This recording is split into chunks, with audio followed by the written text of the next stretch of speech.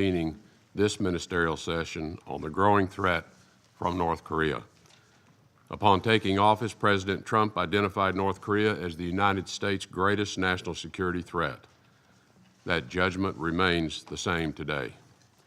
After its ICBM launch on November the 29th, the North Korean government claimed that it now possessed the capability to strike any location in the continental United States.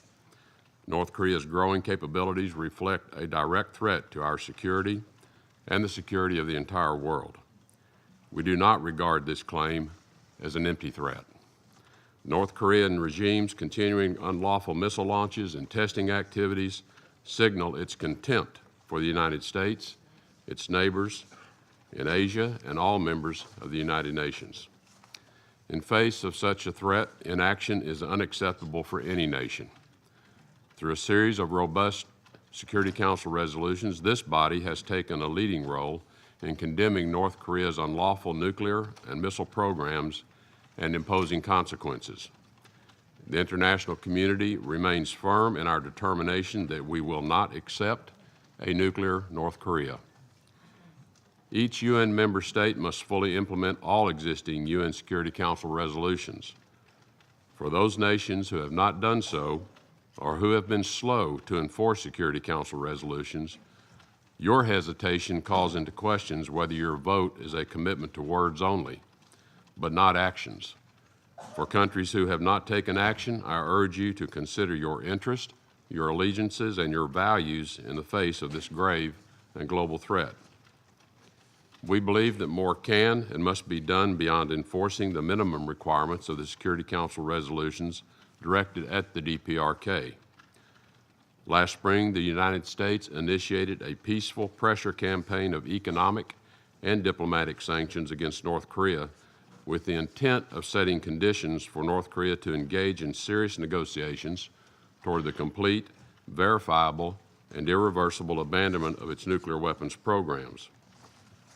Our resolve to continue this campaign is even greater today. Over the past year, many allies and partners of the United States have joined our campaign, going beyond mere compliance with the Security Council resolutions. We ask these nations to continue to increase pressure through unilateral action. Doing so will further isolate North Korea politically and economically, cutting off support and funds for its unlawful nuclear and missile programs. We particularly call on Russia and China to increase pressure, including going beyond full implementation of the UN Security Council resolutions.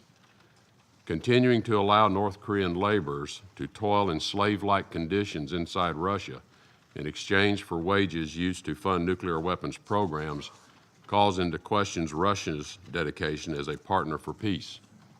Similarly, as Chinese crude oil flows to North Korean refineries, the United States questions China's commitment to solving an issue that has serious implications for the security of its own citizens. Recently, the North Korean regime has sought to portray UN sanctions as harmful to women and children.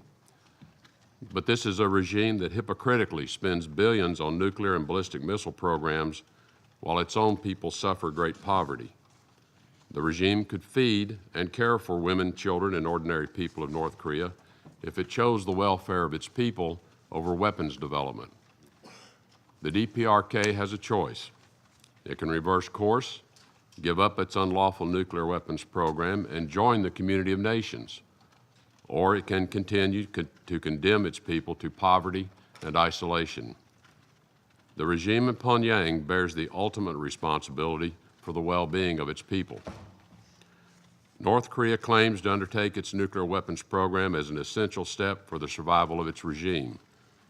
In making this choice, North Korea has made itself less secure, and its economy has become further isolated and disconnected from the global economy. We have been clear that all options remain on the table in the defense of our nation.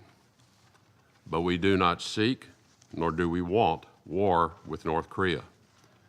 The United States will use all necessary measures to defend itself against North Korean aggression, but our hope remains that diplomacy will produce a resolution. As I said earlier this week, a sustained cessation of North Korea's threatening behavior must occur before talks can begin. North Korea must earn its way back to the table. The pressure campaign must and will continue until denuclearization is achieved. We will, in the meantime, keep our channels of communication open. Our message today is one that this body has heard before and one that we will continue to repeat. The United States will not allow the regime in Pyongyang to hold the world hostage.